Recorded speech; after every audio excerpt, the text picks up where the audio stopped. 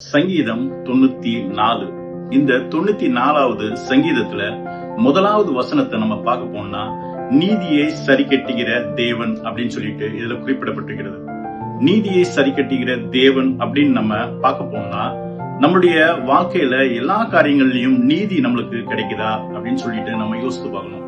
நம்மளுடைய வேலை காரியங்கள்ல, வேலை செய்யற இடங்கள்ல, நம்மளுடைய வீட்டுல, நம்ம வெளியில போற இடங்கள்ல நம்மளுக்கு உண்டான நீதி நம்மளுக்கு கொடுக்கப்படுகிறதா அப்படின்னு சொல்லிட்டு நம்ம யோசித்து பார்க்கணும். அப்படிப்பட்ட காரியத்துல ஆண்டவர் சொல்ற ஒரே ஒரு காரியம் என்னன்னா, ஆண்டவர் என்ன சொல்றாருன்னா, லூக்கா 18வது அதிகாரம் 7வது வசனத்தை பார்க்க போனா, அவர் என்ன பண்றாருன்னா, இரவும் பகலும் தம்மை நோக்கி கூப்பிடுகிற தம்மால் தெரிந்து கொள்ளப்பட்ட ஜனங்கள் அவங்களுக்கு அவர் பொறுமையா இருக்கிறார் அப்படின்னு சொல்லிட்டு பாக்குறோம்.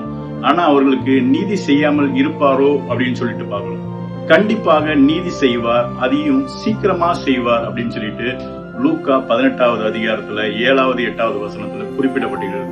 கர்த்தர் மிகவும் பொறுமையாக இருப்பார், ஆனா அவருக்கு உண்டான தெரிந்து கொள்ளப்பட்ட ஜனங்களுக்கு அவர் கண்டிப்பாக தம்முடைய நீதியை வெளிப்படுத்துவார் அப்படின்றதுல நம்மளுக்கு எந்த விதமான சந்தேகமே வர வேண்டாம்.